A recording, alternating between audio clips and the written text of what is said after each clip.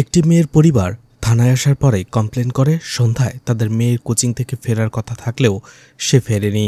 তাই তাদের সন্দেহ হচ্ছে তাদের মেয়ের সাথে কোনো দুর্ঘটনা ঘটেছে, তাদের মেয়েকে কিডন্যাপ করা হয়েছে। পুলিশ সেই কেস ফাইলটা নিয়ে নেয়। এরপরে অন্যদিকে অন্য একটি লোক কন্ট্রোল রুমে কল করে আর বলে চলন্ত একটি বাসে একটি মেয়েকে হ্যারাস করা হচ্ছে। সেই লোকটা বাসের ইনফরমেশন দেয়। পুলিশ সেই বাসটাকে ট্র্যাক করা শুরু করে। কিন্তু পুলিশ যখনই এই দুইটা কেস একসাথে সলভ করতে যাচ্ছিল, পুলিশের উপর একের পর এক বাধা চলে আসছিল। কিন্তু কেন? অন্যদিকে পুলিশ কোনোভাবেই এই কেসটার কুলকিনারা করতে পারছিল না, কারণ তারা যেদিকেই যাচ্ছিল সেদিকেই তারা ডেড এন্ডে পৌঁছাচ্ছিল। আর পুলিশ অফিসার নিজেই চাইছিল সেই মেয়েটিকে কোনো বিপদ হওয়ার আগেই বাঁচানোর জন্য। তো মেয়েটিকে শেষ পর্যন্ত কি সেই পুলিশ অফিসার বাঁচাতে পেরেছিল, নাকি সেই পুলিশ অফিসার এই গোলক ধাঁধার ভেতরে ফেসে গিয়েছিল, সেটাই দেখানো হবে আজকের গল্পে।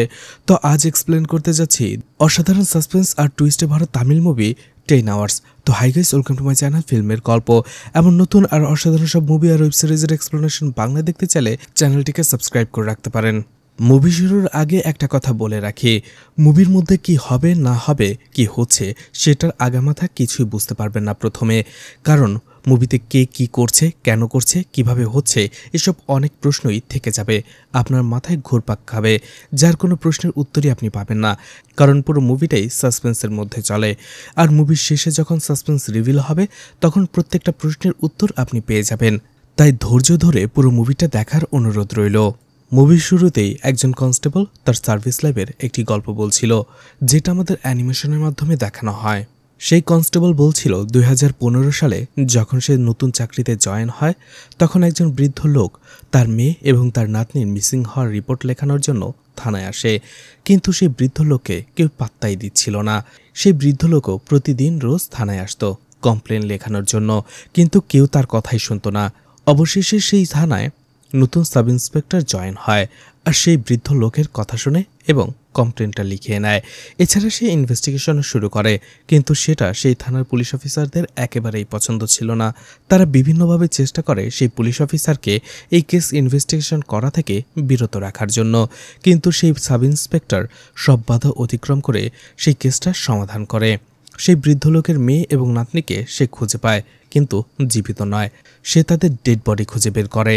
সেই ডেড বডি দুটোর পোস্টমর্টম রিপোর্ট বের হলে দেখা যায় যে তাদের খুন করেছে সে আসলে একটা সাইকো, কারণ এই সাইকো তাদের খুন করার পরেও তাদের সাথে শারীরিক সম্পর্ক করেছে। ডেড বডিতে তেমন কোনো এভিডেন্সই খুঁজে পাওয়া যায় না, শুধুমাত্র একটা ডেড বডিতে খুনির একটা দাঁতের চিহ্ন পাওয়া গিয়েছিল। সেই সাব ইন্সপেক্টর দাঁতের যে চিহ্ন পাওয়া গিয়েছিল সেটার সাথে অনেক লোকের ম্যাচ করে, কিন্তু কোনোভাবেই ম্যাচ হচ্ছিল না। তাদের ডেটাবেসের সাথে কারোরই সেই দাঁতের চিহ্নটা ম্যাচ করা যাচ্ছিল না। কিন্তু সেই সাব ইন্সপেক্টর একেবারেই ভেঙে পড়েনি, সেই কেসটা নতুন করে শুরু করে। তখনই তার মনে একটা প্রশ্ন উকি মারে, সেটা হচ্ছে এই কেসটা যখন হাতে নিয়েছিল এই স্টেশনের সবাই তাকে এক প্রকার বাধা দিতে চেয়েছিল, কিন্তু কেন তারা এই ইনভেস্টিগেশন হতে দিতে চায় না? সেটার উত্তর জানার জন্যই সেই সাব ইন্সপেক্টর তার বাড়িতে একটা অনুষ্ঠান রাখে এবং সেই অনুষ্ঠানে তাদের থানার সবাইকে ইনভাইট করে। সবাই যখন সেই অনুষ্ঠানে যায় সবাইকে খাবার খাওয়ানো হয়। সবাই খাবার খাওয়া শেষ করে যখনই উঠে যাবে সেই সাব ইন্সপেক্টরের কথা মতো সবার প্লেটে একটি করে আপেল দেয়া হয়। যেহেতু সবাই পেট ভরেই খেয়ে ফেলেছিল, তাই সেই আপেলটা তারা শেষ করতে পারে না, সবাই একটু না একটু প্লেটেই রেখে দেয়, যার ফলে সেখান থেকে যাবার পরপরই সেই সাব ইন্সপেক্টর সেই আপেলের টুকরোগুলো ল্যাবে পাঠিয়ে দেয় এবং সেগুলোর সাথে সেই দাঁতের স্যাম্পল ম্যাচ করানোর চেষ্টা করে।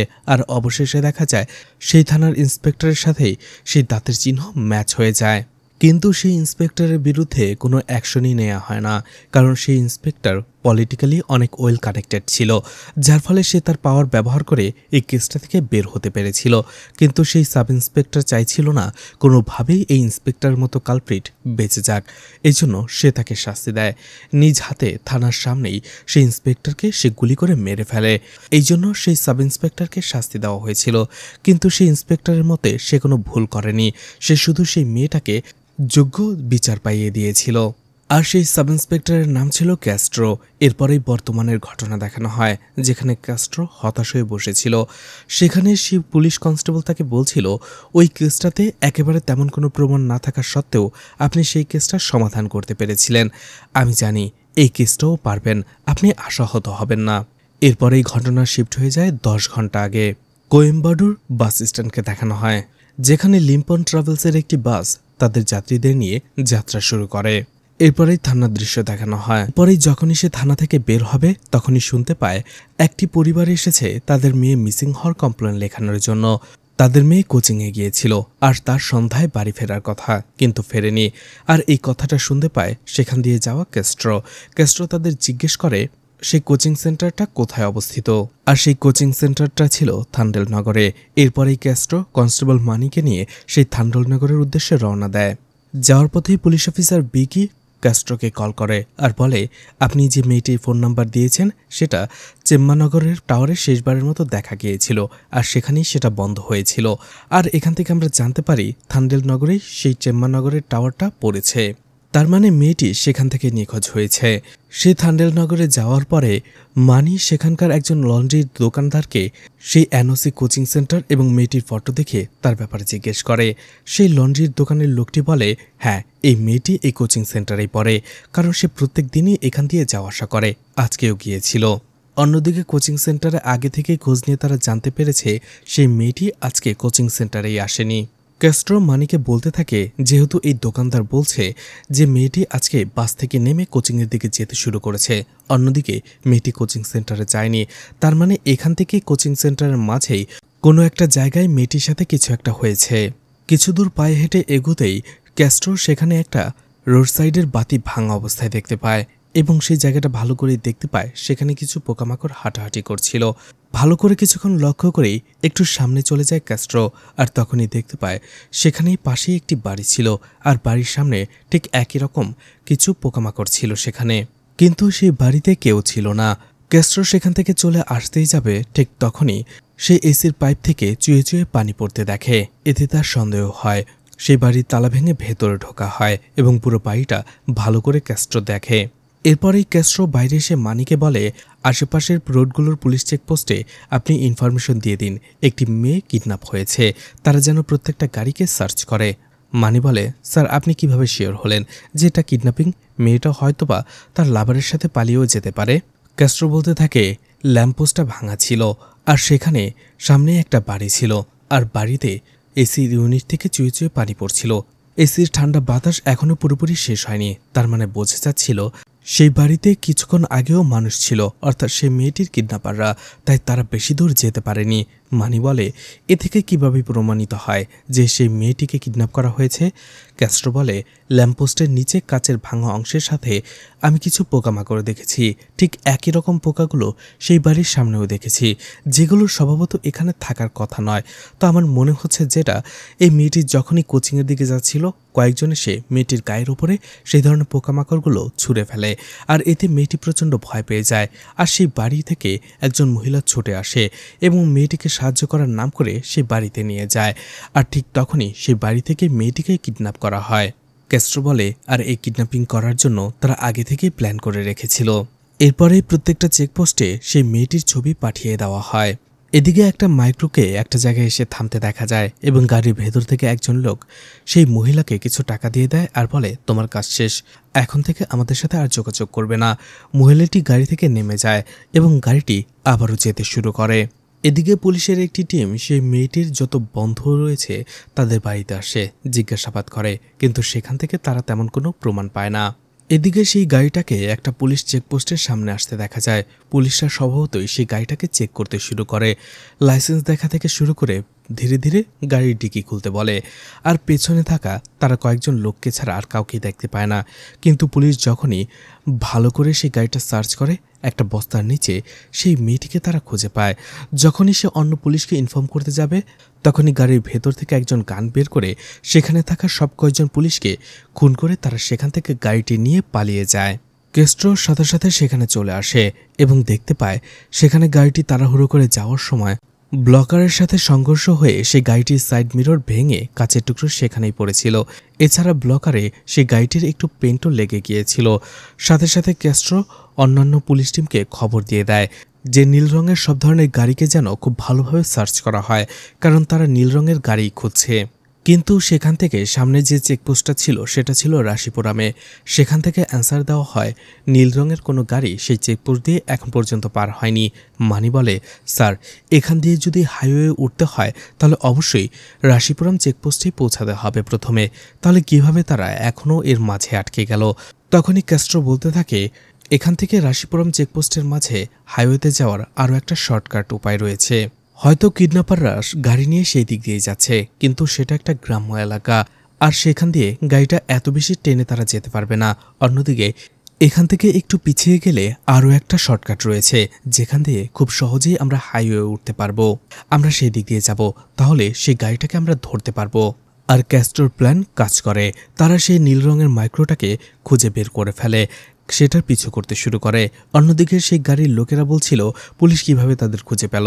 তারা দ্রুত গাড়িটাকে চালানোর চেষ্টা করে, কিন্তু যখন বুঝতে পারে তারা ধরা পড়ে যাবে, তখন তারা গাড়িটি এক জায়গায় পার্ক করে ফেলে। ক্যাস্ট্রো এরপরেই গাড়ি নিয়ে সেখানে যেতেই দেখা যায় সেই মাইক্রোটি সেখানেই পরিত্যক্ত অবস্থায় পড়েছিল। সেখানে লোক বা সেই মেয়ে কেউই ছিল না। আরও একটু সামনে যেতেই ক্যাস্ট্রোর উপরে হামলা করা হয়। ক্যাস্ট্রো তাদের সবাইকে প্রতিহত করে এবং যে লোকটি পুলিশের উপরে গুলি চালিয়েছিল তাকে জিজ্ঞেস করে পুরো ঘটনা খুলে বলার জন্য। সেই লোকটি বলতে থাকে তারা টাকার বিনিময়ে মেয়েদের কিডন্যাপ করে। ক্যাস্ট্রো জিজ্ঞেস করে সেই মেয়েটি কোথায়। সেই লোকটা বলে এর মাঝখানে একটি গাড়ি এসেছিল এবং সেই গাড়িটি মেয়েটিকে নিয়ে গেছে, কিন্তু আমি জানি না তারা কারা, কোথায় গেছে। সত্যি বলছি। ক্যাস্ট্রো বলে তাকে ফোন করার জন্য। সেই লোকটা ভয়ে ভয়ে তাকে ফোন করে, কিন্তু অপর প্রান্তের লোকটি বুঝে যায় যে সেই ফোনটা লাউড স্পিকারে ছিল এবং সেখানে পুলিশ অফিসার ছিল। সে ক্যাস্ট্রোকে উদ্দেশ্য করে বলে, তুমি চেষ্টা করে দেখতে পারো, কিন্তু আমি তোমাকে কথা দিচ্ছি এই মেয়েটিকে তুমি বাঁচাতে পারবে না, কোনোভাবেই এই মেয়েটিকে তুমি খুঁজে বের করতে পারবে না।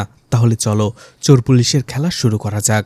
এরপরেই ক্যাস্ট্রো আবারও পুলিশ অফিসার বিকিকে ফোন করে এবং সেই নাম্বারটার ডিটেলস বের করতে বলে। বিকি বলে এটা ব্যাঙ্গালোরের অ্যাড্রেসে রেজিস্টার করা ছিল।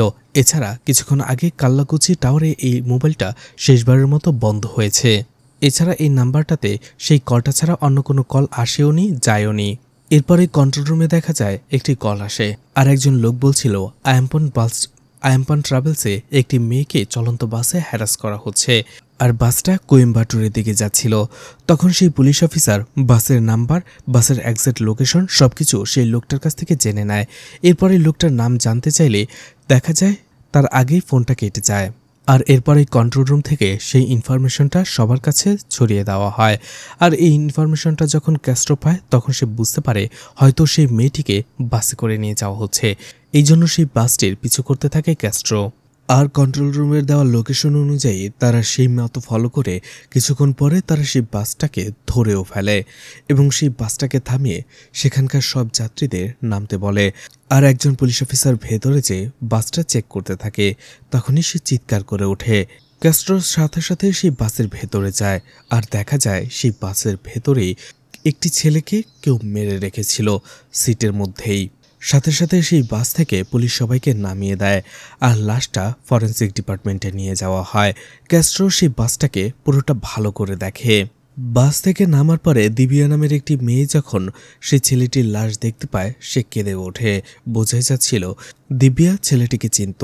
ক্যাস্ট্রো সেখানে বাকি পুলিশদের বলে, আমরা কন্ট্রোল রুম থেকে খবর পেয়েছিলাম এই বাসে একটি মেয়েকে হ্যারাস করা হচ্ছিল, এই জন্য বাসটা আমরা থামিয়েছিলাম। কিন্তু এই বাসের ভেতরে আমরা একটা ডেড বডি খুঁজে পাই, কিন্তু সেই মেয়ের কোনো হদিস পাইনি। তার মানে সেই মেয়েটা এখনও কোথাও আছে, আমাদের তাকে খুঁজে বের করতে হবে। আর আমার মনে হচ্ছে আমরা যে মেয়েটাকে খুঁজছি সেই কিডন্যাপ হওয়া মেয়েটাই এই বাসে ছিল, তাই এই মেয়েটিকে যে করে হোক আমাদের খুঁজে বের করতে হবে। ডক্টর সেখানে আসলে ক্যাস্ট্রো তাকে বলে এই লাশটার পোস্টমর্টম রিপোর্ট আমার খুব তাড়াতাড়ি চাই। যদিও ডক্টর বলে যে এতে সময় লাগবে, কিন্তু ক্যাস্ট্রো বলে যে এমার্জেন্সি, একটা মেয়ের জীবন নিয়ে প্রশ্ন, আর এটা যে করেই হোক তাকে করতে হবে। অবশেষে সেই ডক্টর রাজি হয়ে যায়। সব বাস যাত্রীদের থানায় নিয়ে আসা হয় এবং তাদের কাছ থেকে তাদের মোবাইলগুলো নিয়ে নেওয়া হয়। এরপরেই ক্যাস্ট্রো অন্য একজন পুলিশ অফিসারকে বলে তাদের ফোনগুলো চেক করে দেখো যে এই বাস থেকে কে কন্ট্রোল রুমে কল করেছিল এবং প্রত্যেক বাস যাত্রীর ফিঙ্গারপ্রিন্ট, ফোন ডিটেলস, প্রয়োজনীয় যত সবকিছু লাগে সবকিছু নিয়ে নাও। পুলিশ সেটাই করে। এদিকে নাম ঠিকানা বলতে বললে দিবিয়া একেবারেই পাথর হয়ে বসে থাকে। সে মুখ দিয়ে একটা কথা উচ্চারণ করে না। কিছুক্ষণ পরেই মা নিয়ে এসে ক্যাস্ট্রোকে বলে যে ছেলেটা মারা গেছে সেই কন্ট্রোল রুমে কল করেছিল। তখনই দিব্যা বাস কন্ট্রাক্টরকে কলার ধরে বলে, তুমি এমনটা কেন করলে? ও তোমার কি ক্ষতি করেছিল? এরপরে সেই বাস কন্ট্রাক্টর বালিকে জিজ্ঞাসাবাদ করা হয়। বালি বলে, আমাদের বাস ছাড়ার কথা ছিল 8টায়, কিন্তু আমরা কিছু যাত্রীর জন্য ওয়েট করতে করতে আমাদের 30 মিনিট লেট হয়ে যায়। আমরা বাস ছাড়ি 8টা 30-এ, আর সেখানেই দেখা যায় জিবা এবং দিব্যা তারাও বাসে উঠেছিল। আর দিব্যা বাসে ওঠার পর থেকেই একটু অন্যমনস্ক ছিল। ক্যাস্ট্রো দেখতে পায় প্যাসেঞ্জার লিস্টে একটা নাম মার্ক করা। মেয়েটার নাম ছিল জননী। ক্যাস্ট্রো জিজ্ঞেস করে।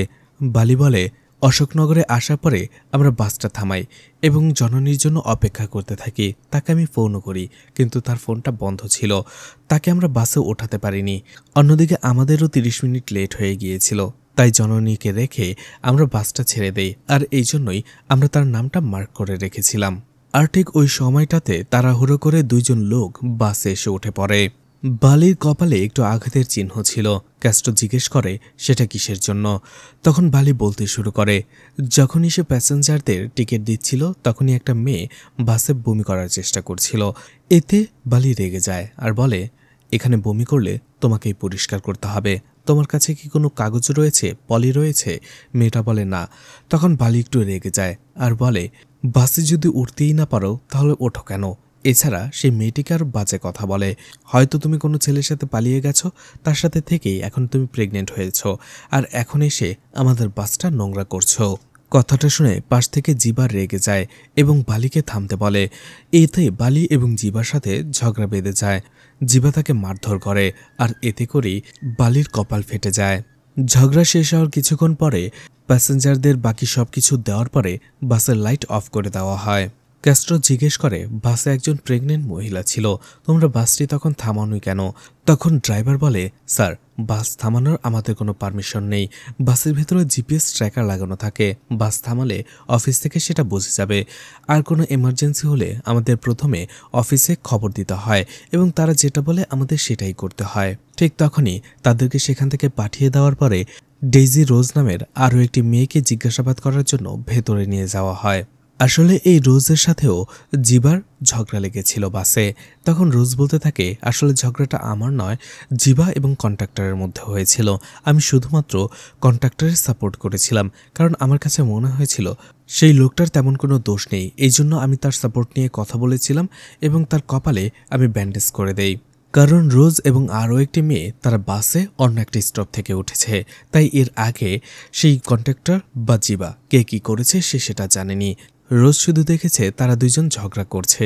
আর রোজের কথা থেকে ক্যাস্ট্রো আরও একটা ইনফরমেশন পায়, সেটা হলো বাসের ভেতরে জিবা একা বসেছিল। ক্যাস্ট্রোর এটা একটু সন্দেহ হয়। এরপরে এসআই কারেন্ট কল করে ক্যাস্ট্রোকে আর বলে, স্যার, আমি কাল্লিপাটি এরিয়াতে রয়েছি। এই এরিয়াতেও আমি ভালো করে সার্চ করেছি, কিন্তু এখানেও তেমন কোনো ইনফরমেশনই পাইনি। অন্যদিকে এই জায়গাটা অনেক জনবহুল, কারণ কালকে নির্বাচন, তাই পলিটিশিয়ানরা এই জায়গায় বসে রয়েছে। তারা এই মেয়েটিকে এখানে আশেপাশে দেখেনি।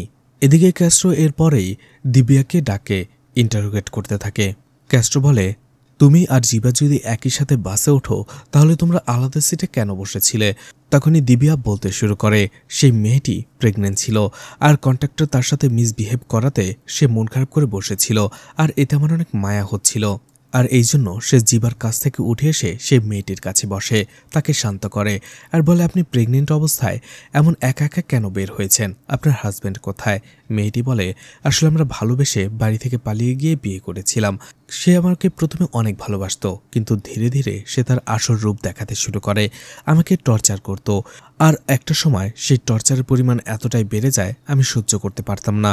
এতদিন মুখ বুজে সহ্য করে আছি, কিন্তু এখন আমি আমার বাচ্চাকে এই টর্চার সহ্য করতে দেব না, আর এই জন্য ওকে না বলে আমি পালিয়ে এসেছি। তখন দিব্যা সেই মেয়েটির পাশেই বসে এবং তাকে সাপোর্ট করে, সান্ত্বনা দেয়, আর সেই মেয়েটিও তাকে ধরেই অনেক রিল্যাক্স ফিল করে। এই জন্য দিব্যা মেয়েটির পাশেই বসেছিল। এরপরেই ক্যাস্ট্রো জিবা এবং দিব্যার সম্পর্ক কি সেটা জানতে চায়। দিব্যা বলে, তারা একই কলেজে পড়ে এবং তাদের সম্পর্কটা 4 বছর ধরে। দিব্যা তার বাড়ির একটা অনুষ্ঠানে জিবাকে বন্ধু হিসেবে ডাকে, কিন্তু জিবা হুট করে দিব্যার বাবা মার সামনে তার ভালোবাসার কথা বলে দেয় এবং সে বলে সে দিব্যাকে বিয়ে করতে চায়। কিন্তু দিব্যার বাড়ির কোনো লোকই এভাবে তাকে মেনে নেয় না, বরং সেখান থেকে দিব্যাকে অপমান করে তাড়িয়ে দেয়। আর দিব্যাকে ঘরে আটকে রাখে। এর কয়েকদিন পরে দিব্যা জিবাকে কল করে আর বলে, আমার পরিবার থেকে আমার বিয়ে ঠিক করেছে, যে করেই হোক তুমি আমাকে এখান থেকে নিয়ে যাও। অবশেষে জিবা সেই রাতেই দিব্যাকে নিয়ে সেই বাড়ি থেকে পালিয়ে আসে। ক্যাস্ট্রো দিব্যাকে জিজ্ঞেস করে, বাসের ভেতরে তুমি কাউকে সন্দেহ করো কিনা? দিব্যা বলে, না। এরপরে মানিকে দেখা যায় একটা লোককে থানার ভেতরে পেটাতে। ক্যাস্ট্রো জিজ্ঞেস করে, কি হয়েছে? মানি বলে, একটা মদের দোকানে তালা ভাঙছিল, পুলিশ যখন বাধা দিতে যায় পুলিশকেও মারধর করে। মানি তখন আরও কিছুক্ষণ তাকে টর্চার করে সেলে ভরে রাখে। এরপরে মানি প্যাসেঞ্জার লিস্টে ক্যাসাবান নামের একজন লোককে ডাকে আর জিজ্ঞেস করে, বাসে আপনি কখন উঠেছেন, কোথা থেকে উঠেছেন? ঠিক তখনই দিব্যা তাকে দেখে আর একজন পুলিশ অফিসারকে বলে, স্যার আমি একে সন্দেহ করি, ওই জিবাকে খুন করেছে। ক্যাসাবান পালানোর চেষ্টা করে, মানির সাথে সাথে তাকে ধরে ফেলে। এরপরে ক্যাস্ট্রো তাকে ইন্টারোগেশন করে। কেশবান তখন বলতে শুরু করে, সে এবং দিব্যার বড় ভাই বন্ধু। জিবাকে যখন অপমান করে তাড়িয়ে দেওয়া হয় তখনও সেই বাড়িতে সেও ছিল, তাই জিবাকে সে চেনে। এরপরে যখনই জিবা এবং দিব্যা পালিয়ে যাচ্ছিল বাইকে করে, হঠাৎ করেই সে দেখে ফেলে এবং সে তাদের পিছু করে। আর একটা সময় সে দেখতে পায় তারা বাসে উঠে যাচ্ছিল। তখনই জগনকে সে ফোন করে জানার বিষয়টা।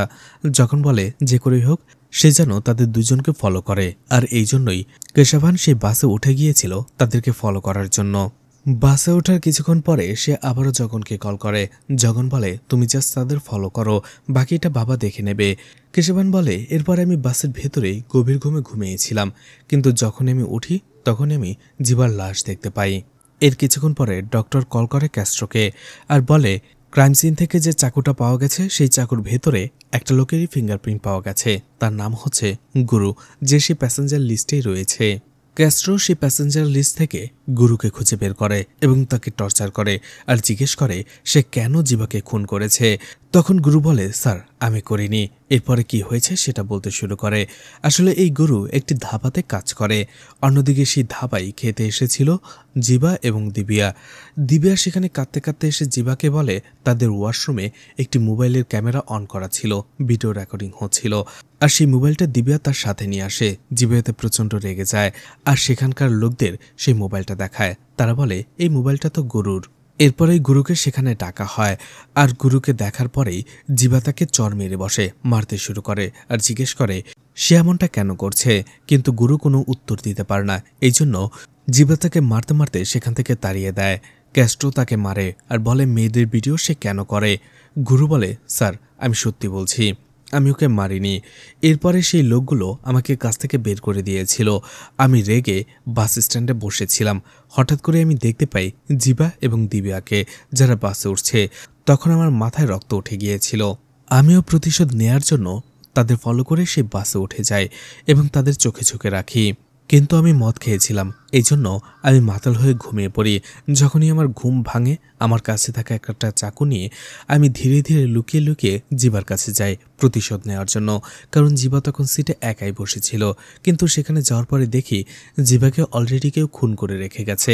আমি প্রচণ্ড ভয় পেয়ে যাই আর ঠিক তখনই বাসটা ব্রেক করা হয়, যার ফলে আমার হাত থেকে সেই ছুরিটা পড়ে যায়। আমি ছুরিটা খোঁজার চেষ্টা করি, কিন্তু সেখানে ছুরিটা আমি কোনো কিছুতেই খুঁজে পাচ্ছিলাম না। ঠিক তখনই দেখছিলাম বাসের ভেতরে কেউ আসছে, এই জন্য আমি তাড়াহুড়ো করে আবারও নিজের সিটে যেয়ে বসে পড়ি। অন্য থানা থেকে ক্যাস্ট্রোকে কিছুক্ষণ পরে ফোন করা হয় এবং সেই পুলিশ অফিসার ক্যাস্ট্রোকে বলে, আপনারা যে লিস্ট দিয়েছিলেন তাদের মধ্যে থেকে দুইজনের ক্রিমিনাল ব্যাকগ্রাউন্ড রয়েছে। তারা একটি মার্ডার কেসের আসামি, যাদের নাম সেতু এবং রবি। আর দুইজনের ফটো আমি আপনাকে ফ্যাক্স করে পাঠিয়ে দিচ্ছি। এরপরেই ক্যাস্ট্রো সেই দুইজনকে ধরে নিয়ে আসে। ক্যাস্ট্রো তাদের দুইজনকে টর্চার করে এবং জিজ্ঞেস করে সত্যিটা বলার জন্য। অন্যদিকে মানি তখনই তাদের মোবাইল নিয়ে আসে আর ক্যাস্ট্রোকে বলে, স্যার এদের মোবাইলে জিবার ফটো পাওয়া গেছে। সেই দুইজনই বলতে থাকে, স্যার আসলে দুইজন লোক আমাদের টাকা দিয়েছিল জিবাকে খুন করার জন্য, কিন্তু সেটা আমরা করতাম 1 সপ্তাহ পরে। আসলে আমরা জিবাকে বাসে খুন করিনি। তখনই দেখা যায় সেখানে একজনের পায়ে একটু রক্ত লেগেছিল। ক্যাস্ট্রো জিজ্ঞেস করে, এখানে কি হয়েছে? সেই লোক দুটো বলে, আমরা আসলে সেখানে একটা ছিনতাই করেছিলাম। সেই লোকটার হাত থেকে ব্যাগ ছিনিয়ে নেওয়ার জন্য আমি তার হাতে একটা আঘাত করি, যেখান থেকে সেই রক্তটা লেগে যায় আর আমরা দৌড়ে সেখানে বাসে উঠে যাই। তখনই দেখা গিয়েছিল অশোকনগর থেকে তাড়াহুড়ো করে এরাই আসলে বাসে উঠেছিল। সেই দুইজন বলে বাসে ওঠার পরপরই আমরা জিবাকে দেখতে পাই আর ফটো মিলিয়ে দেখতে পাই এই সেই একই লোক।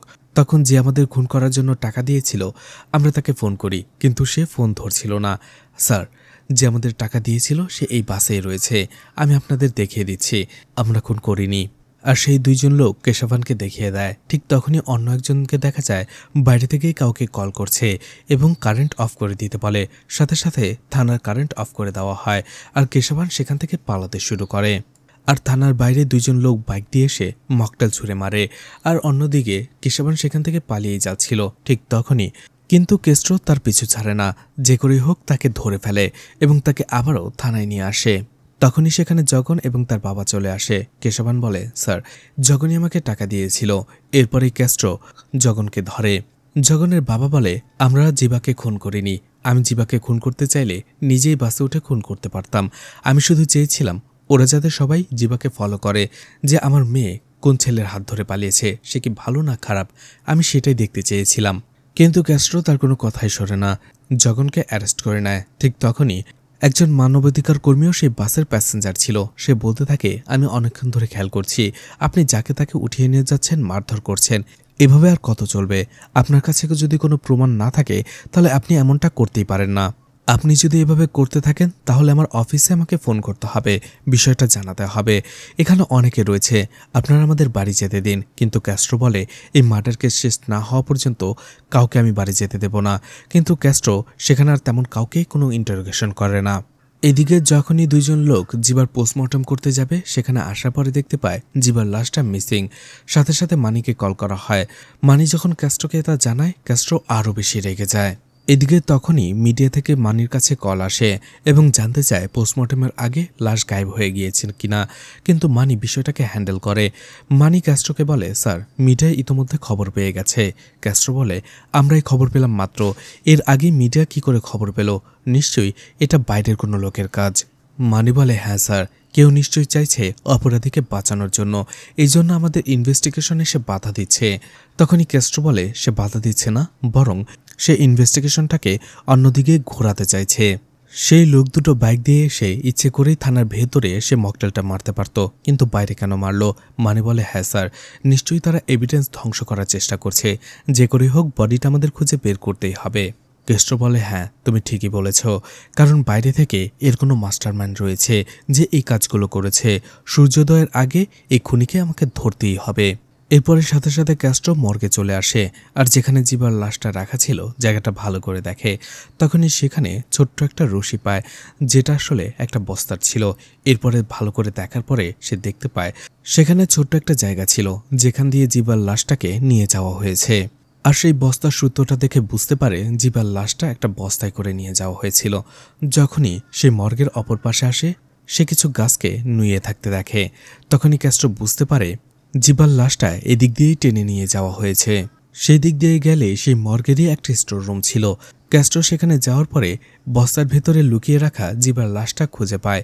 এরপরে ডক্টর বডিটাকে চেক আপ করে আর ডক্টর বলে, ফুল বডিটাকে আর ভালো করে চেক করতে হবে, তারপরে আমরা জানতে পারবো জিবাকে খুন করার আগে কোনো পয়জন বা ড্রাগস দেওয়া হয়েছিল কিনা, যার ফলে বাস ভর্তি মানুষের সামনে তাকে খুন করা হলেও সে কোনো রেসপন্স করেনি। যদিও এটার পসিবিলিটি এখন কম, কারণ মার্ডার হওয়ার সাথে সাথে অথবা 6 ঘন্টার মধ্যে যদি পোস্টমর্টম করা যায় এই বিষয়টা ভালো করে জানা যায়, কিন্তু এখন 6 ঘন্টার বেশি হয়ে গেছে, যার ফলে এই বিষয়টা জানা অনেকটাই কঠিন হয়ে পড়বে।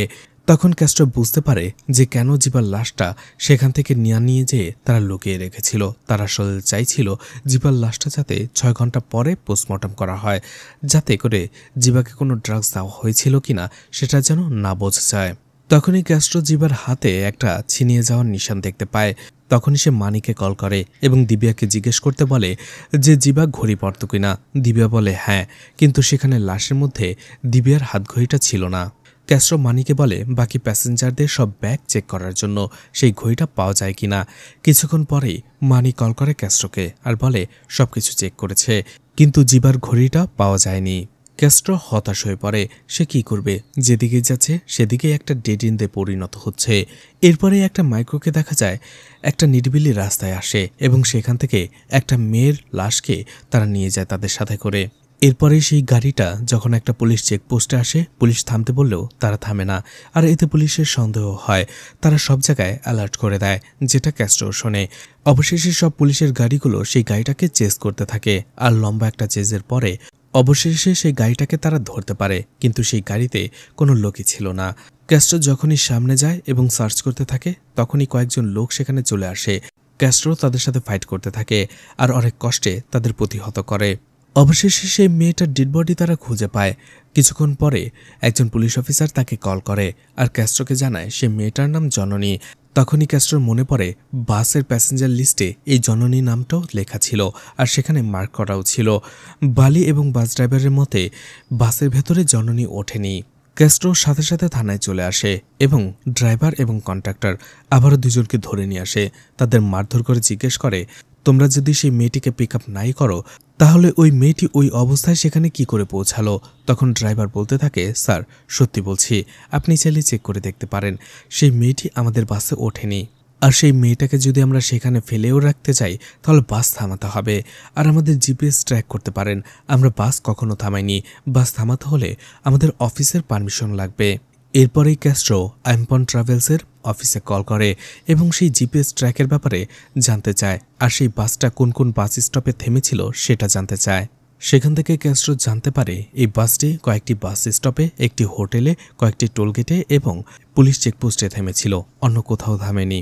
এরপরেই ক্যাস্ট্রো অশোকনগর থানায় কল করে এবং বলে একটা মার্ডার কেসের জন্য তাদের কিছু ভিডিও ফুটেজ লাগবে, সিসিটিভি ফুটেজ অশোকনগর বাস স্টপের।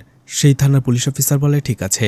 এরপরেই ক্যাস্ট্রো সময় বলে দেয় এবং সেই বাসে কোনো ওই সময় মেয়ে উঠেছিল কিনা, এবং যদি সে উঠে থাকে তাহলে সে দেখতে কীরকম, তার গায়ের পোশাক কেমন, সবকিছু জানতে চায়। সেই পুলিশ অফিসার কিছুক্ষণ পরে ফোন করে আর বলে অশোকনগর বাস স্টপ থেকে সেই বাসে কোনো মেয়ে ওঠেনি, শুধুমাত্র 2 জন লোক উঠেছিল। ক্যাস্ট্রো আবারও হতাশায় পড়ে যায়, কারণ সে ভেবেছিল বাস কন্ডাক্টর এবং ড্রাইভার হয়তোবা তাদের মিথ্যে বলেছে, কিন্তু সিসিটিভি ফুটেজ অনুযায়ী সত্যিই সেই মেয়েটা সেই বাসে ওঠেনি। ক্যাস্ট্রো তখন ভাবতে থাকে টিকিট অনুযায়ী জননীর অশোকনগর বাস স্টপে 9টা বাজে থাকার কথা, কিন্তু বাস ড্রাইভার বলেছিল তাদের বাস আসতে 30 মিনিট সময় লেট হয়েছিল। তার মানে জননী সেই বাস স্টপে 9টা বাজে এসেছিল। হয়তোবা ওই সময় তার সাথে কিছু একটা হয়েছে, এই জন্য সে অশোকনগর থানায় আবারও কল করে।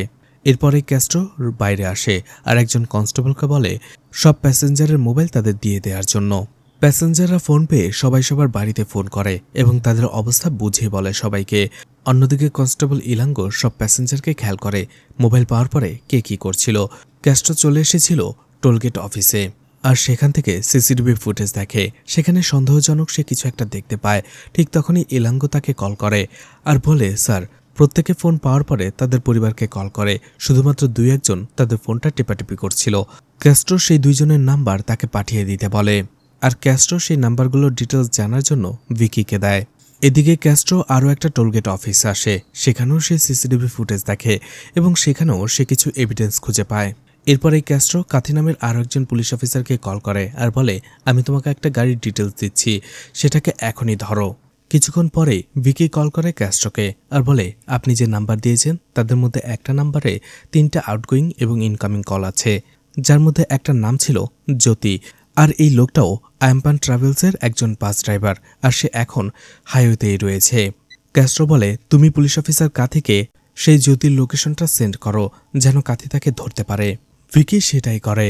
অন্যদিকে ক্যাস্ট্রোকে দেখা যায় আবারও সেই বাসটাতে আসে, আর সেই বাসের ভেতরে সে খুঁটিনাটি আরও ভালো করে দেখতে থাকে এবং সেখানেও সে কিছু এভিডেন্স খুঁজে পায়।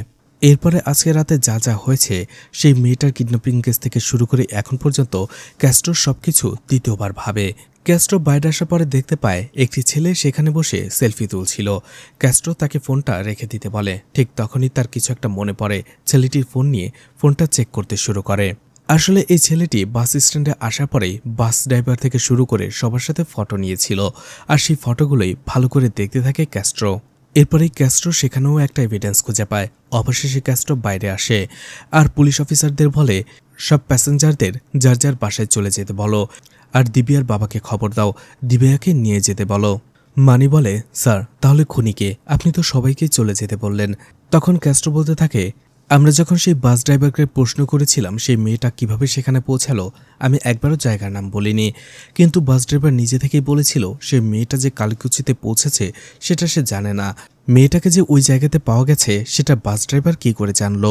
আসলে সেই বাসটা ছাড়ার কথা ছিল 8টায়, কিন্তু ছেড়েছে 8:30-এ, যার ফলে অশোকনগর বাস স্টপে তার আসতে 30 মিনিট লেট হয়েছে, অর্থাৎ 9:30-এ। কিন্তু জননী তো টিকিটের কথা অনুযায়ী সেই অশোকনগর বাস স্টপে 9টা বাজে অপেক্ষা করছিল। আর সিসিটিভি ফুটেজ থেকে আমরা জানতে পারি 9টার সময় আইম্পান ট্রাভেলসের আরও একটি বাস অশোকনগর বাস স্টপে এসে থেমেছিল, আর জননী সেই বাসেই উঠেছিল। আর টোলগেটের সিসিটিভি ফুটেজ থেকে আমি জানতে পারি টোলগেটে আইম্পান ট্রাভেলসের 2টি বাস, একই নাম্বারের 2টি বাস 30 মিনিট অন্তর অন্তর গিয়েছিল। 2টা বাসের নাম্বার প্লেট একই ছিল, এতে আমার সন্দেহ হয়। আর এই জন্যই সেই বাসের লোকেশন ট্র্যাক করার কথা বলি ভিকিকে, এবং সেটার লোকেশন অনুযায়ী কাথিকে বলি সেই বাসটাকে ধরার জন্য, কারণ এখনও সেটা হাইওয়েতে চলছে। এরপরে সবার ফোন যখন দেয়া হয়, শুধুমাত্র দিবিয়া এবং সেই বাস ড্রাইভার বাদে সবাই যার যার বাড়িতে ফোন করে। শুধুমাত্র সেই বাস ড্রাইভারই কিছুক্ষণ ফোনটা হাতে নিয়ে টেপাটেপি করার পরে ফোন করে, যেন দেখাচ্ছিল সে কারোর সাথে কথা বলছিল, আর আসলে সে কাউকেই কল করেনি। তখনই আমি বুঝতে পারি জিবার মার্ডার কেসে সেই বাস ড্রাইভার ইনভলভ রয়েছে। আর এই বাস ড্রাইভারের কল ডিটেলস থেকে আমরা জানতে পারি যখন জিবার মার্ডার হয়েছে ঠিক ওই সময়টাতে এই বাস ড্রাইভার 2টো কল করেছিল। একটা হচ্ছে অন্য একটা বাসের ড্রাইভার জ্যোতিকে, যাকে আমরা ধরার চেষ্টা করছি, আর একটা নাম্বারের ডিটেলস এখনও জানা যায়নি। কিন্তু আমার প্রশ্ন ছিল চলন্ত বাসে বাস চালানো অবস্থায় সে খুন করলো কি করে? আমি তার ড্রাইভিং সিটটা ভালো করে পরীক্ষা করার পরে সেখানে একটা ঘুমের ওষুধের পাতা দেখতে পাই। সেখান থেকে কয়েকটি ঘুমের ওষুধের পাতা মিসিং ছিল। ডক্টরকে দেখালে সে বলে এখান থেকে 3 থেকে 4টি ঘুমের ওষুধ যদি কাউকে খাওয়ানো হয় তাকে খুন করলেও সে বাধা দিতে পারবে না। ক্যাস্ট্রো বলে আমার তখন মনে হয়েছিল সেই ঘুমের ওষুধ খাইয়েই জিবাকে মারা হয়েছে, কিন্তু কিভাবে খাওয়ানো হয়েছে? সেখানে আমি একটি পানির বোতল দেখতে পাই যেটার ভেতরে 3 জনের ফিঙ্গারপ্রিন্ট পাওয়া যায়, বাস ড্রাইভার, কন্ট্রাক্টর এবং জিবার। এরপরেই যখন আমি টুল বক্সটা দেখি সেখানে একটা স্ক্রু ড্রাইভার মিসিং ছিল, যেটা মার্ডার ওয়েপনের সাথে মিলে যায়। এদিকে সবগুলো টিস্যু প্যাকেটের মধ্যে একটা টিস্যু প্যাকেট খোলা ছিল, সেখানেও সেই বাস ড্রাইভারের ফিঙ্গারপ্রিন্ট পাওয়া যায়। এছাড়া ড্রাইভিং সিট থেকে আমি একটা ব্যাগ পাই যেখানে সেই বাস ড্রাইভারের একটা প্যান্ট পাওয়া গিয়েছিল এক্সট্রা। নর্মালি যখন তারা ড্রাইভিং করে পুরো একটা সেট তারা এক্সট্রা নিয়ে আসে, শার্ট প্যান্ট, কিন্তু সেখানে শুধুমাত্র শার্টটা ছিল না, প্যান্ট ছিল। আর এরপরেই আমি যখন ফটোগুলো দেখি আর সেই ছেলেটার ফোনে থাকা ফটোটা ম্যাচ করি, ক্রস চেক করি, তখনই দেখতে পাই যখন এই ড্রাইভার বাস চালানো শুরু করেছিল তখন যে শার্টটা সে পরেছিল আর থানায় আসার পরে তার গায়ে যে শার্টটা ছিল সে দুটো ছিল আলাদা। যদিও শার্টের কালার একই ছিল কিন্তু বোতামগুলো ছিল আলাদা। এরপরে সেই বাস ড্রাইভারকে প্রচণ্ড টর্চার করা হয় এবং তার বিরুদ্ধে কী কী প্রমাণ পাওয়া গেছে সেগুলোও বলা হয়, আর জিজ্ঞেস করে কেন সেই খুনটা করেছে। এছাড়া একই নাম্বারের বাস একই সময়ে একই রোডে কেন চলাচল করছে, এর পেছনের রহস্য কি? তাকে টর্চার করে এই সব কিছুর পেছনে সত্যি খুলে বলতে বলা হয়। অবশেষে সে বলতে শুরু করে। সেই বাস ড্রাইভার বলে এখানে একটা ইলিগাল বিজনেস হতো, আর এই জন্য একই নাম্বার প্লেটের বাস একই সময় হাই রোডে চলাচল করত, যাতে করে পুলিশদের চেকপোস্টগুলো ফাঁকি দেওয়া যায়। আর এতে বাস কোম্পানির মালিক সরাসরি জড়িত। যেহেতু আইম্পান ট্রাভেলসের সব বাস দেখতে একই রকম, তাই নাম্বার প্লেট সেম থাকলে পুলিশদের এবং টোলগেটে বোকা বানানো খুবই সহজ হয়, যার ফলে তাদের হাতে ধরা পড়ারও কোনো ভয় থাকে না। সেই বাস ড্রাইভার বলে জননী আমার বাসে ওঠার কথা ছিল, কিন্তু আমি সেখানে 30 মিনিট লেটে গিয়েছিলাম, এই জন্য আমার আগে সেম নাম্বারের যে বাসটা সেখানে গিয়েছিল জননী সেটাতে উঠে গিয়েছিল। যদিও সেই বাস ড্রাইভার জননীকে ইচ্ছে করে ওঠায়নি। জননী যখন দেখতে পায় তার বাসটা তাকে না নিয়ে চলে যাচ্ছে, সে তার বন্ধুর বাইকের সাহায্যে সেই বাসের সামনে চলে আসে, বাসটাকে থামায় এবং বলে আমাকে না নিয়ে আপনারা কেন চলে যাচ্ছেন। অবশেষে তারা বাধ্য হয়ে সেই বাসে জননীকে উঠিয়ে নেয়, কিন্তু জননী যখনই ভেতরে আসার পরে দেখতে পায় সেখানে কিছু জিনিসপত্র ছাড়া বাসে কোনো প্যাসেঞ্জার নেই, তখনই তার সন্দেহ হয়। আর যখনই বাসের লোককে সে প্রশ্ন করতে যাবে তখনই সেই লোকটা ভয়ে জননীকে মেরে অজ্ঞান করে রাখে এবং তার হাত পা বেঁধে সে বাসের ভেতরেই ফেলে রাখে। এরপরে বাসের সেই লোকটা বাস ড্রাইভারকে বলে সে মেয়েটিকে রেপ করতে চায়। এতে সেই বাস ড্রাইভারও রাজি হয়ে যায় এবং বলে তাড়াতাড়ি করার জন্য। এরপরে সেও মেয়েটিকে রেপ করবে। এরপরে সেই চলন্ত বাসে মেয়েটিকে রেপ করার চেষ্টা করে। জননী অনেক চেষ্টা করে নিজেকে বাঁচানোর জন্য, কিন্তু সেই লোকটি জননীকে প্রচণ্ড মেরে আহত করে ফেলে আর অবশেষে তাকে রেপ করে। সেই বাস ড্রাইভার ক্যাস্ট্রোকে বলে, আমি যখনই সেই বাসটা নিয়ে যাচ্ছিলাম তখনই হাইওয়েতে দেখি সেম নাম্বার প্লেটের যে বাসটা আমার আগে থাকার কথা সেটা হাইওয়েতে থেমে আছে। আমি সাথে সাথে সেই ড্রাইভার জ্যোতিকে কল করি এবং জিজ্ঞেস করি কি হয়েছে। সে আমাকে বাহানা দেয় যে তারা খাবার জন্য থেমেছে। আমি তাদের বলি যে এখন খাবার জন্য থামা যাবে না, আমি বাসটা স্লো করছি, তাড়াতাড়ি আমার সামনে চলে এসো, না হলে টোলগেটে সমস্যা হবে। জ্যোতি বলে ঠিক আছে, আর এতে করে সে জোরে বাস চালাতে শুরু করে আর সেই বাস ড্রাইভার আসছে। এদিকে জিভাকে দেখা যায় সে ফোনে তার মার সাথে কথা বলছিল এবং বলছিল সকালবেলার মধ্যেই তারা তার বাড়িতে পৌঁছে যাবে। ফোনটা রাখার পরেই সে বাসের পর্দা সরিয়ে বাইরের দিকে তাকিয়েছিল। ওই সময়টাতে ওই বাসটা ওই দিক দিয়ে ওভারটেক করছিল, যেখানে সেই বাসের ভেতরে বাস কন্ডাক্টর এখনও জননীকে রেপ করছিল আর রেপ করার জন্য তার হাত পা বাঁধন খুলে দিয়েছিল। আর এই জন্য জননী নিজেকে বাঁচানোর জন্য বাসের পর্দা সরিয়ে সাহায্যের জন্য চিৎকার করছিল।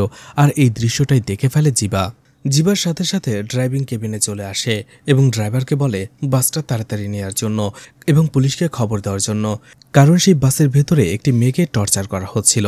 কিন্তু সেই বাস ড্রাইভার বুঝে যায় সেই বাসটা থামালে পুলিশ অন্য কিছু জেনে যাবে, আর এই জন্য সে পুলিশকে কোনোভাবেই খবর দিতে চাইছিল না আর বাসটাকেও তাড়াহুড়ো করে চালাতে চাইছিল না।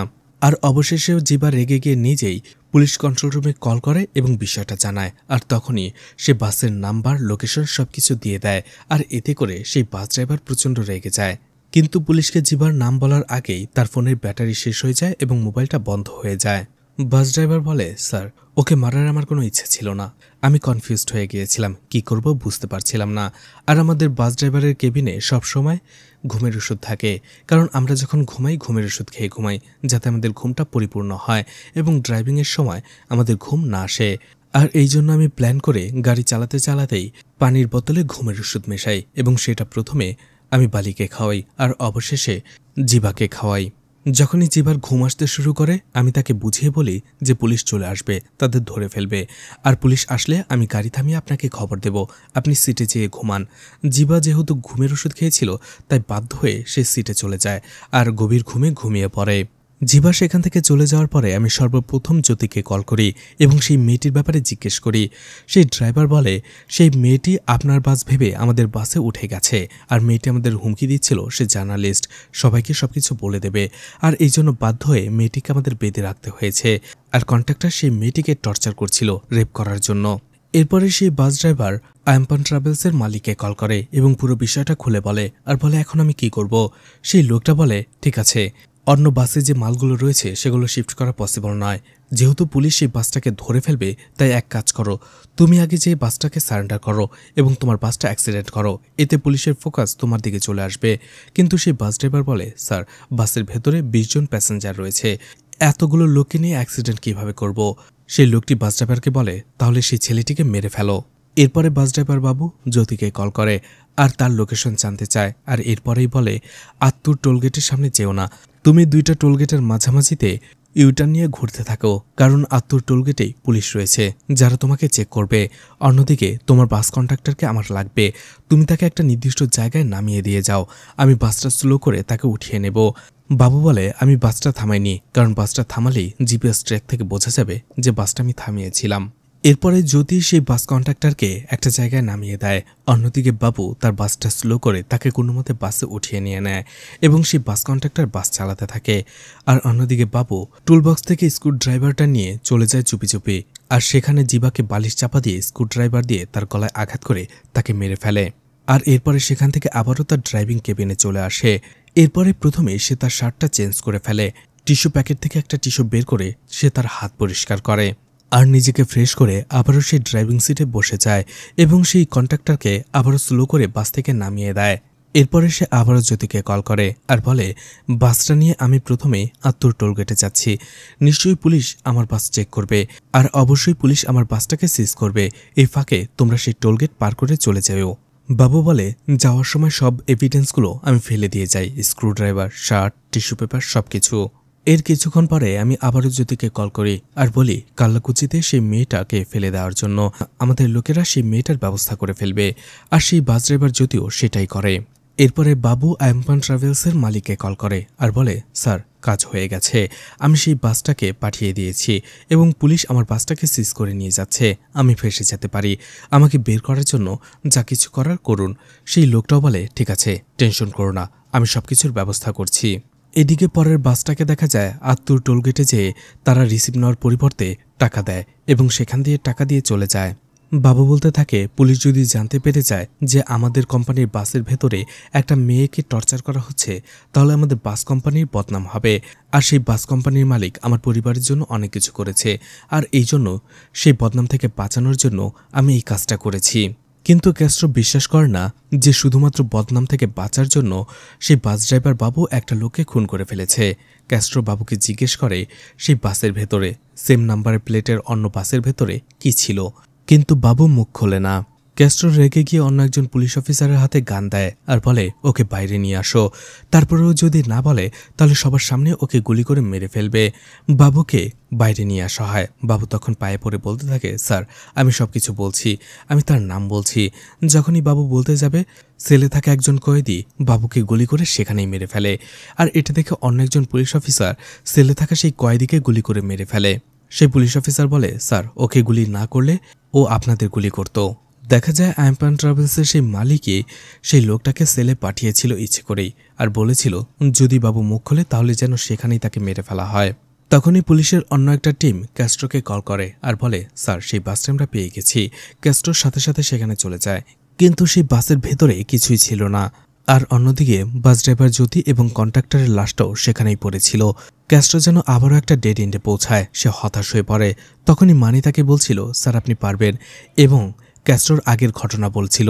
যখন সে নতুন এসেছিল, এর থেকে কম প্রমাণ থাকা সত্ত্বেও সেই কেসটা সে সলভ করেছিল, আর নিশ্চয়ই এই কেসটাও সে সলভ করতে পারবে। তখনই ক্যাস্ট্রো আবারও ইনভেস্টিগেশন শুরু করে। সেখানে ভালো করে দেখতে সে টায়ার মার্ক দেখতে পায় আর বুঝতে পারে এটা কোনো বড়সড় গাড়ির টায়ার মার্ক।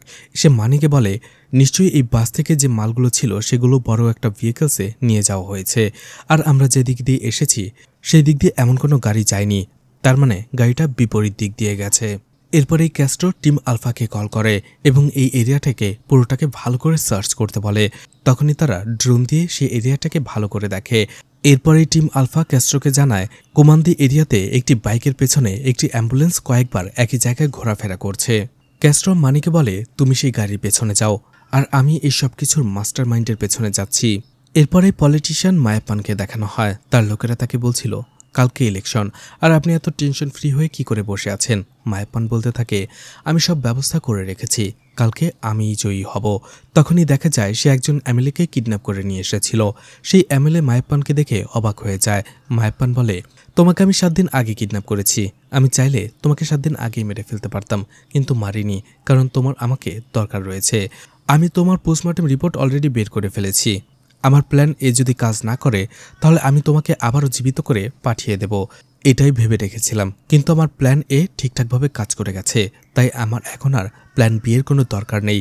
তাই তোমারও বেঁচে থেকে আর কোনো লাভ নেই। সেই এমএলএকে সেখানেই মেরে ফেলে।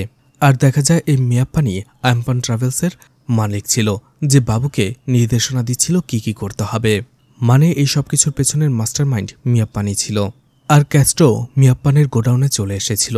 বাইরেই সে অপেক্ষা করছিল, কারণ সেও বুঝতে পেরেছিল আম্পান ট্রাভেলসের মালিক এর সাথে জড়িত, আর সে হচ্ছে মিয়াপ্পান। কিন্তু যখনই সে বাইরে অপেক্ষা করছিল, মিয়াপ্পানের বাকি লোকগুলো সেখান থেকে একটা গাড়ি নিয়ে চলে যায়, যেটার একটা হর্ন ছিল। আর ঠিক একই রকম হর্ন সে শুনেছিল যখন ক্যাস্ট্রোকে সেই লোকটা কল করেছিল আর বলেছিল, এই মেয়েটাকে তুমি বাঁচাতে পারবে না, পারলে চেষ্টা করে দেখো। তখন ক্যাস্ট্রো বুঝতে পেরে যায় এই সব কিছুর পেছনে মিয়াপ্পানি রয়েছে, আর এই জন্য সে ভেতরে চলে যায়। স্বভাবতই সেখানে মিয়াপ্পানের লোকেরা ক্যাস্ট্রোকে মারতে চায়, কিন্তু ক্যাস্ট্রো তাদের প্রতিহত করে। আর একটা সময় দেখতে পায় মিয়াপ্পান সেই মেয়েটির গলা চেপে ধরে রেখেছিল, কিন্তু ক্যাস্ট্রো কোনোভাবে সেই মেয়েটিকে মিয়াপ্পানের হাত থেকে বাঁচিয়ে নেয় এবং মিয়াপ্পানকে মারতে শুরু করে। এদিকে মানি সেই গাড়িটাকে ধরে ফেলে। অন্যদিকে তখনই সেখানে একজন লোককে সে দাঁড়িয়ে থাকতে দেখে। মানি তাকে জিজ্ঞেস করে, আপনি কে, আর আপনি এখানে কেন দাঁড়িয়ে আছেন? একটু পরেই ক্যাস্ট্রো সিমি নামে সেই মেয়েটিকে নিয়ে সেখানে চলে আসে। সিমি সেই লোকটাকে দেখার পরেই বাবা বলে কান্না করে জড়িয়ে ধরে। সিমির বাবা বলে, স্যার আমি একজন ইলেকশন অফিসার। আমাকে প্রথমে মিয়াপ্পান টাকা দিয়ে কিনতে চেয়েছিল, আমি রাজি হইনি। আর এই জন্য ইলেকশনের আগে সে আমার মেয়েকে কিডন্যাপ করে নেয় আর বলে ইলেকশনে আমি যদি তার ভোটার মেশিনগুলো চেঞ্জ করে না দেই যাতে করে সে উইন হয়, তাহলে সে আমার মেয়েকে মেরে ফেলবে। আর এই জন্যই সে আমার মেয়েকে কিডন্যাপ করে নিয়ে যায় আর বলে আমি যদি তার কাজটা ঠিকঠাকভাবে করি তবেই সে আমার মেয়েকে সহি সালামতে ফেরত দেবে। আর এই জন্য আমি আমার পরিবারকে বলেছিলাম যে আমি মিয়াপ্পানের কথা শুনবো, আমার মেয়ে ঘরে ফিরে আসবে। কিন্তু আমি তাদেরকে পুরোপুরিভাবে বোঝাতে পারিনি। এই জন্য আমার পরিবার অর্থাৎ আমার স্ত্রী এবং সিমির দাদা থানায় চলে গিয়েছিল মিসিং কমপ্লেন লেখানোর জন্য। সিমির বাবা কাঁদতে কাঁদতে বলে, স্যার আমাকে ক্ষমা করে দিবেন। ইলেকশন অফিসার হিসেবে আমি আমার দায়িত্ব যথাযথভাবে পালন করতে পারিনি। আর তখনই দেখা যায় মিয়াপ্পান আসলে সেই বাসের ভেতরে ইলেকট্রিক ভোটিং মেশিনগুলোই নিয়ে যাচ্ছিল, যেগুলো চেঞ্জ করা ছিল, মডিফাই করা ছিল। অর্থাৎ যেভাবেই যেখানে ভোট দেওয়া হোক না কেন সেটা মিয়াপ্পানের নামেই আসবে। তখনই ক্যাস্ট্রো মিয়াপ্পানকে বলে, তোমার মতো রাজনীতিবিদের দেশ শাসন করার কোনো অধিকার নেই, তোমরা এমনিতেই করাপশন করো। আর এখন তোমরা এতটা নিচে নেমে গেছো, আর এই জন্য তোমাদের শাস্তি পাওয়া উচিত। ক্যাস্ট্রোর সাথে সাথেই সেখানে তাকে গুলি করে মেরে ফেলে। আর এখানেই মুভিটা শেষ হয়ে যায়। আশা করি পুরো মুভিটা বুঝিয়ে বলতে পেরেছি। তারপরেও যদি কারো কোনো প্রশ্ন থাকে কমেন্ট করে জানাতে পারেন। আর মুভিটা ভালো লাগলে লাইক কমেন্ট শেয়ার করে পাশে থাকতে পারেন। তো আজকের মতো বিদায় নিচ্ছি। আবারও দেখা হবে নতুন কোনো মুভি বা ওয়েব সিরিজ নিয়ে। ততক্ষণ পর্যন্ত ভালো আর সুস্থ থাকবেন সবাই। আজকের মতো বিদায় নিচ্ছি। আল্লাহ হাফেজ।